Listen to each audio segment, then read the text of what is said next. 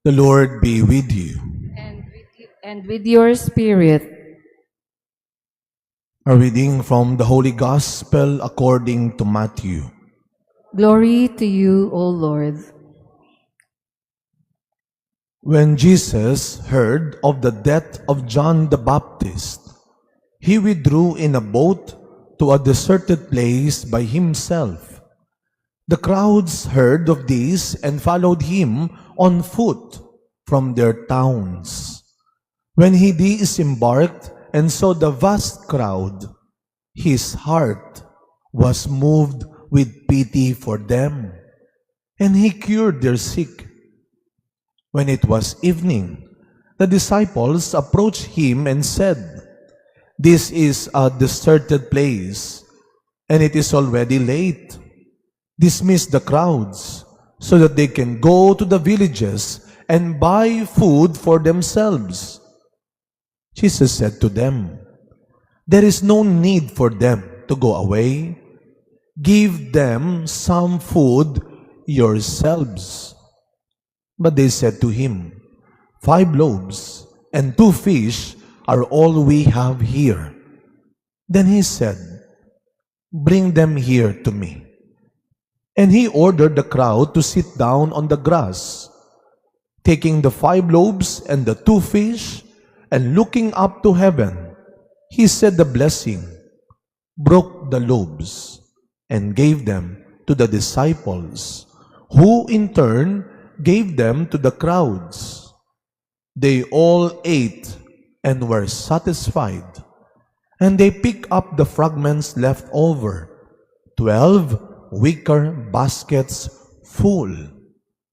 Those who ate were about 5,000 men, not counting women and children.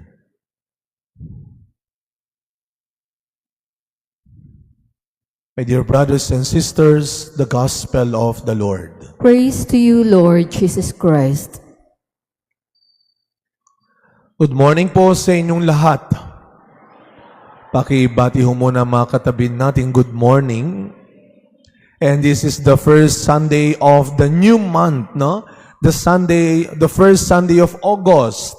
Ito po ang mahalagang buwan para sa ating parokya because this is our fiesta month. This coming Wednesday ba, Kuya Alvin? Thursday. This coming Thursday, we are going to start our novena in honor of our patron, Our Lady of Assumption. Palakpakan natin ang Panginoon sa biyaya ng ating mahal na Birhen ng Asunsyon. You know, napakaganda ho ng ating patron. No? If you will really try to understand more the beauty, the gift of our church with our patroness, Our Lady of Assumption, bukod sa binigyan tayo ng Diyos ng isang Saint Charbel, pero binigyan niya yan sa simbahan na ito. Why? Because Saint Charbel is inviting us also to have a very close devotion to Our Lady of Assumption. Since he was baptized in a church under the patroness of Our Lady of Assumption. Kaya napakaganda eh. At kung meron man pong sinasabi ang mga santo, kagaya ni Saint Charbel, at sinasabi si Mama Mary sa atin ngayon, isa lang. Heaven is for real. We are in this world, but we are not for this world. Because God is preparing heaven for us. And the saints are inviting us. Kaya nga ang simbahan daw, ano ang tinitignan ng simbahan? Hindi lang ang kasalanan ng tao. Kaya ano lang ang dinedeclare ng simbahan? Ang mga santo, ang mga taong sabi natin nasa langit na. Hinding-hindi ginagawa ng simbahang magdeklara ng taong ikaw, siya, sa impyerno na siya. Of course not. It is only God who can judge us. Pero ang paalala sa atin, ang paghuhukom sa atin, ang forever natin, ay nakasalalay hindi pagkatapos na ng buhay natin sa mundong ito, kundi ngayon sa buhay natin. Kaya napakagandang makita, meron tayong mga bata, we have our scholars, our Boy Scouts.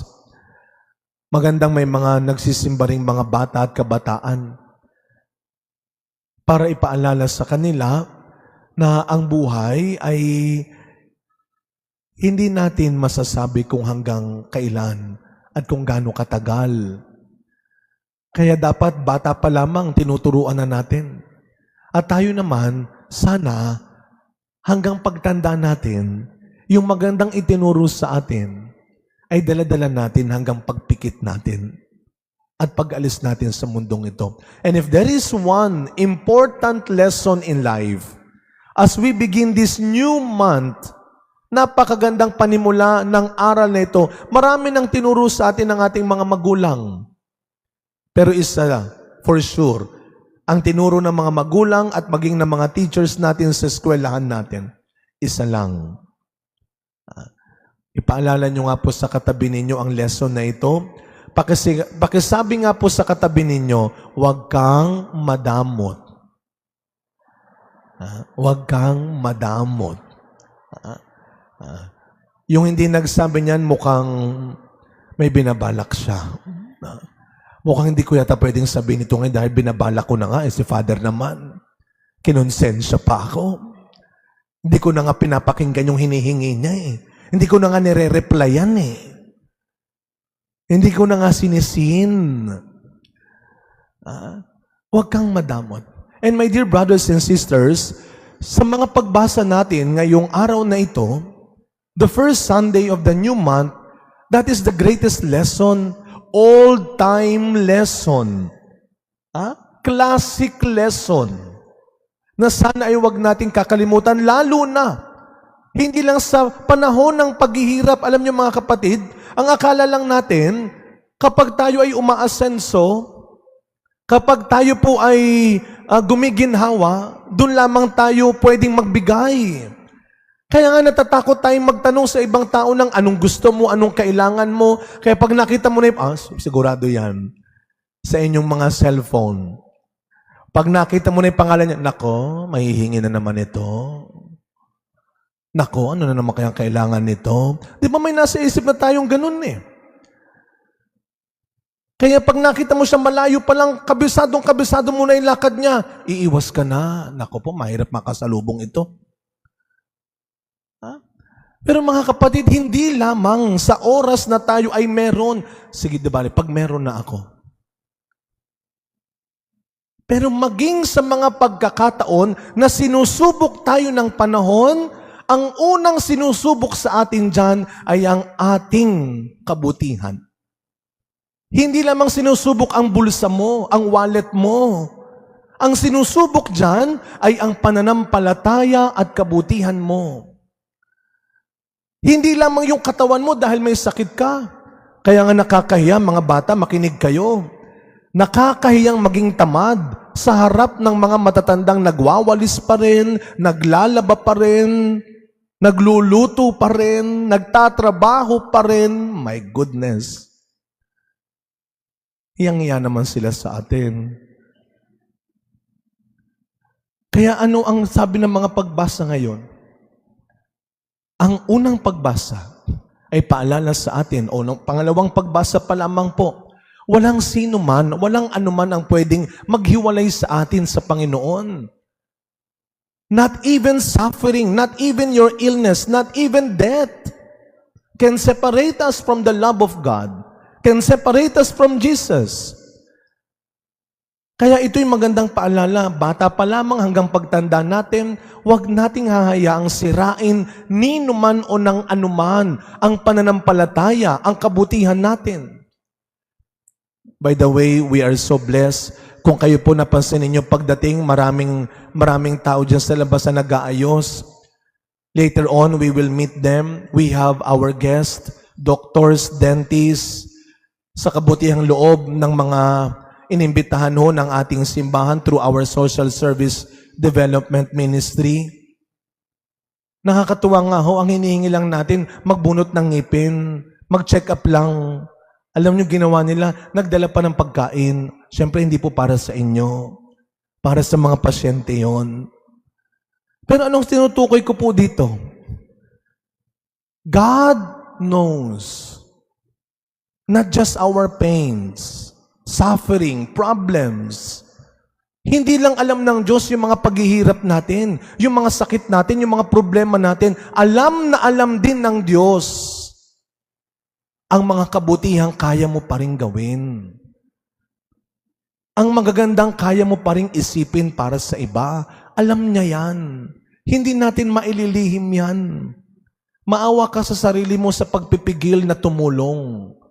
Sa pagpipigil na magsabi ng totoo. Sa pagpipigil na gumawa ng maganda at tama. Kaya ano ang sabi ng Panginoon sa kanyang mga alagad sa gospel? When Jesus saw them hungry, tired, anong sabi ni Panginoon? Ang sabi ng mga alagad, Panginoon, pauwiin mo na sila para sila ay makahanap ng pagkain nila. Dahil nga, anong sabi ng mga alagad? Kakaunti na lang kasi itong pagkain natin. Sabihin mo sa Panginoon, pauwiin na. Ganyan ang pakiramdam natin kuminsan, ano?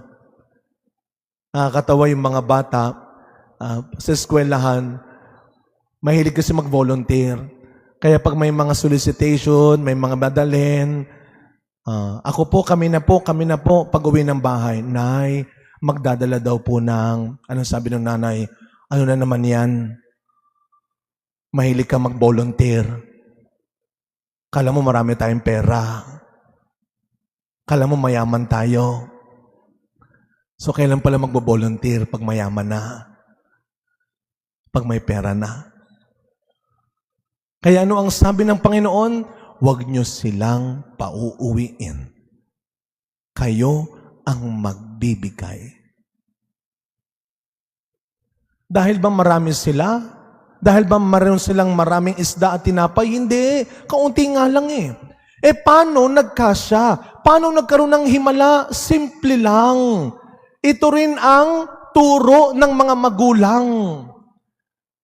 Alam niyo po, pag pumapasok ang nanay namin nung kami ay bata pa, isa lang po ang dasal namin eh. Siguro yung mga anak din tayo nung bata tayo.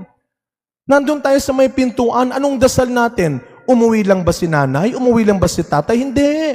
Anong dasal ng anak? Sana may pasalubong. Di ba? Sana may pasalubong. Ito namang nanay ko, mag-uwi. Diyos ko po, parang isang piraso, ilang piraso lang. May bilin pa yan. Hati-hati kayo. Di ba ho? Hati-hati kayo. Kaya nagkaroon ng himala kasi naghati-hati sila. Dahil walang madamot. So ano, sasama na lang tayo sa marami nagrereklamo sa hirap ng buhay? O matututo tayong maghati-hati? Share. As we continue this celebration, my dear brothers and sisters, hanggat nabubuhay ho tayo, hindi mawawala ang problema at pagsubok. Tawagin na natin silang mga krus sa buhay natin. And crosses are not made, given by God in this world. Because God is giving us the strength, the generosity, the goodness, to carry that cross not by yourself alone, but by helping each other to carry their cross. Mga kapatid, sa hirap at ginhawa, sa dusa at saya, sa buhay maging kamatayan, hindi magbabago ang turo ng mabuting magulang, ang bilin ni Kristo. Huwag kayong madamot. Hati-hati. Amen.